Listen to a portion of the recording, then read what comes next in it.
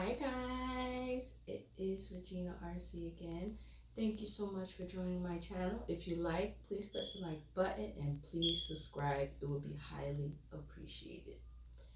Okay guys, today I want to talk about MLK, Martin Luther King Jr. Now, as we know, today is a day that was set out for him, and it is a good day for us to basically, yes, remember him and reflect on his achievements that he achieved throughout his life course. And, for a lot of people, it means good sleep, a day off, you don't have to worry about work or just going out, just stay home, have fun, or do whatever you need to do for the day because you don't really have to work like that. Well, at least some people, most people don't have to work today because today is a day of remembrance. So, today's a good day. Today's a good day for me because I ain't got to work today, so I'm happy. But, you know, why does Martin Luther King Jr. get a day to himself? He's not a president, so why does he so specially get a day for remembrance and nobody else does, because he's not a president, as I just mentioned. So why is it does Martin Luther King Jr. get a day for him to be remembered by? Well, a lot of people don't know. A lot of people just remember him for his I Have a Dream speech. But MLK, Martin Luther King, did a lot for a lot of people. He changed a lot of lives, including yours and mine. Um, because of this man, he orchestrated more than just the I Have a Dream speech, more than I could even remember. Because, I wasn't even born yet. A lot of people weren't born. It's quite a few that still remember, what this man actually did. But, a lot of us weren't born. And I had to look up some things. I had never actually read his speech until today. That's the I'm being straight up with y'all. I had never written his. I've never read. I've never read his speech until today, and it makes a whole lot of sense. And he says a lot of things that still ring true today. Now, me, I'm not going to read his speech. I guess you could maybe read it in your spare time if you like. But he had a vision that everybody should basically be treated fairly and have equality and have diversity in their lives and be treated basically, and I know I'm saying basically a lot because a lot of times today we're not treated that way. And so that's why I say basically because a lot of us are not being treated the way we should be treated. It sounds good on paper, but when it comes down to it, a lot of us are still not being treated fairly the way we should be treated. And he believed that people should be treated off the content of their character rather than the content of their skin color. And back then it was usually white and black, but now you have so many other people who are mixed in the equation. And I'm not going to even mention the different races that we have because we have so many races. I don't want to leave anyone out, so I'm not going to say any type of races because there's so many. So he believed that we should be judged based off of the content of our character and not the content of our skin. And he firmly believed that. And the things that he did, I'm going to read them off because I couldn't memorize everything. So um it talks about his accomplishments. And one of them was the 1955 Montgomery boycott, bus boycott, basically. And that had to do with Rosa Parks, who was on the bus. We all know the story. She didn't want to get up, and they ended up arresting her. And it started a whole boycott, which ended with the Supreme Court ruling that to be unconstitutional to put someone in the back of the bus and have things segregated on the bus. And that was the segregation. That was a whole part of the segregation laws. And the next one was the 1957 thing where he had the founding of the Southern Christian Leadership Conference. And this was to provide a unified way of campaigning. As we all know, he had a nonviolent approach. Dr. Martin Luther King had a nonviolent approach. He never wanted to use violence toward anything.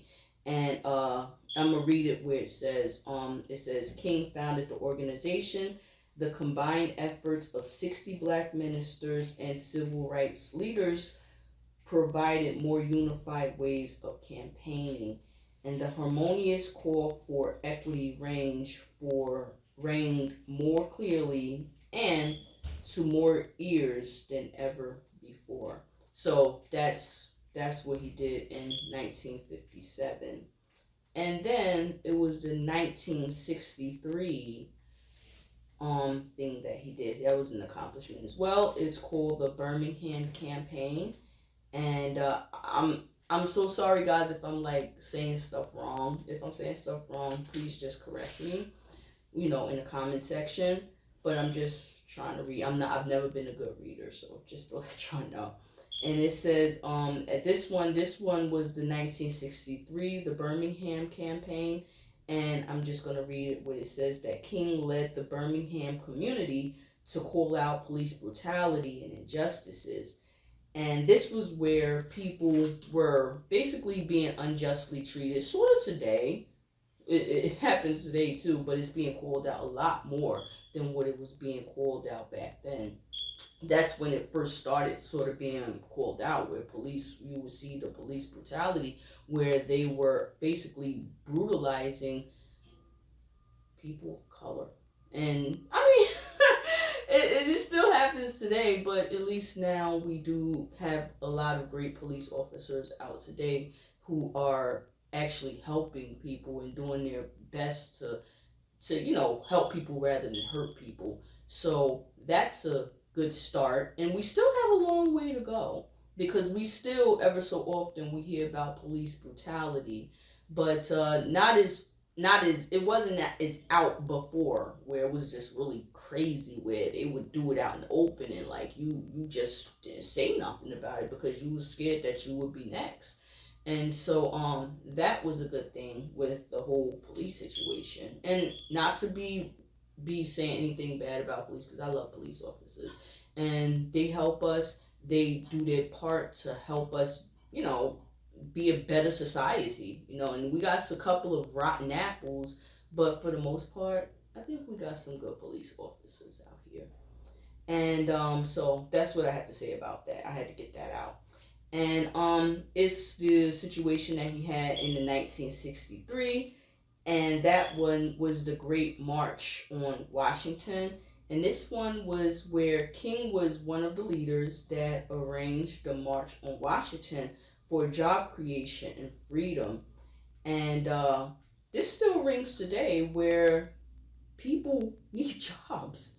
So if you need a job back then, it was hard to get a job, except if you was working in a cotton field, or you were working as somebody's maid, or somebody's butler or something. But now you get job creation freedom. So now you get to get great jobs. You could climb up the social ladder and get jobs just like everybody else. Everything is definitely equal. Well, it sounds good on paper, but as we know, not everything is completely equal, because behind the scenes those happen. But he definitely paved the way for great job creation. Well, he took part in it. And we also have him with the 1964 Civil Rights Act. And this one was a good one, and I'm gonna read this one to you guys. This act ended segregation in public places and banned discrimination based on race, color, religion, sex, or national origin. And it is considered one of the primary legislative achievements of the civil rights movement. And King's activism helped to shape the qualifiers of the act. So This act right here was the act that most of us benefit from. It was basically the desegregation of schools, restaurants, water fountains, bathrooms, you name it. Because back then, you had black people and white people. I guess, it wasn't too good. It may have sounded okay, but it wasn't as good because now people can, all be together. Back then, you had schools where people had to go to a separate school, and they could be living down the street from another school, but they could have to walk like 5 miles to get to another school that's all the way down the block, when they could just go to a school across the street, but they couldn't go there because of their race or because of their skin color. And that was terrible. I think that was terrible. And then on top of that, you had different bathrooms. I didn't like the restaurants where, I didn't like that. I didn't like the restaurants because, sometimes, you want to go to a restaurant. Why should you have to go 35 miles to a restaurant when there's a restaurant right across the street, but you can't go because you're not the right skin color? But this not only paved the way for black people, but this paved the way for everyone, because everyone gets to go to school with everyone. And you don't have to worry about having the right skin color or having the right race or being the right gender. You go to the school or you be in a place that's public because it's public, and you can be there. No one can have you arrested or have you locked up. That's a good thing. And I'm not going to get too much into it because I'm just trying to give a rundown, because if you get too much into it, this will be all day. And in 1964, Martin Luther King had got a Nobel Peace Prize.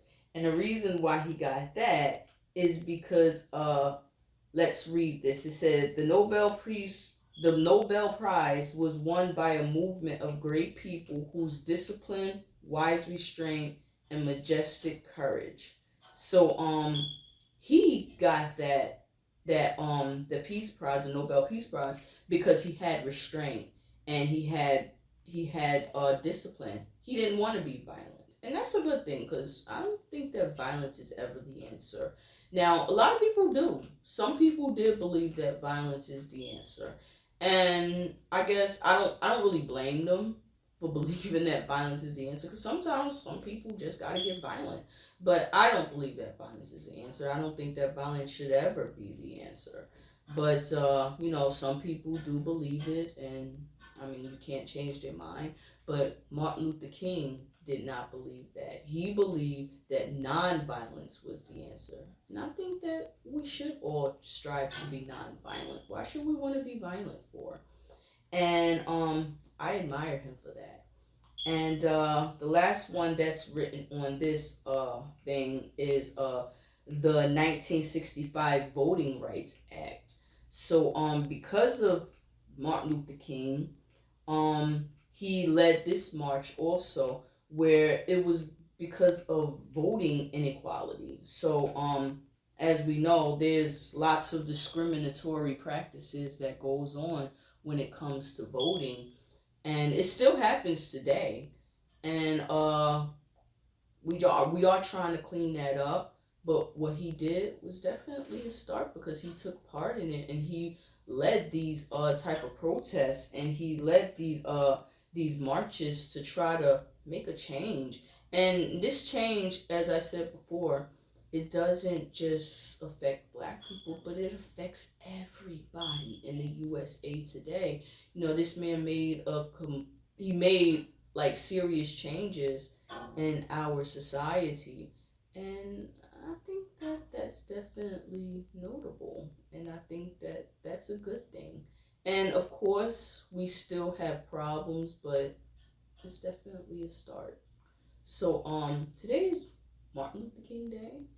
You know, uncut, unwind, get yourself together, rest up, because tomorrow is back to work. So, but that's all I have to say about that of Martin Luther King Jr. And he was a good guy. You know, there's lots of people who tried to still today they try to defame his name and say bad things about him. What he did in his personal life, I guess that's his business. But what he did, you know, in public, he definitely held it down. And we should be happy that because of this man, there's lots of rights that we have. And because of him, we could exercise those rights. Okay. All right. This is Regina Arce again. And if you like, please press the like button and please subscribe. And please tell me what you think about, you know, MLK, and let me know, you know, if I you know said some crazy things. I know I may have made some mistakes. I know I'm not the brightest bulb in the box, but you know, let me know if I may have made some mistakes in talking about Martin Luther King. But and if you like it, again, please press the like button and please subscribe. And again, this is Regina RC again, and you guys have a great day.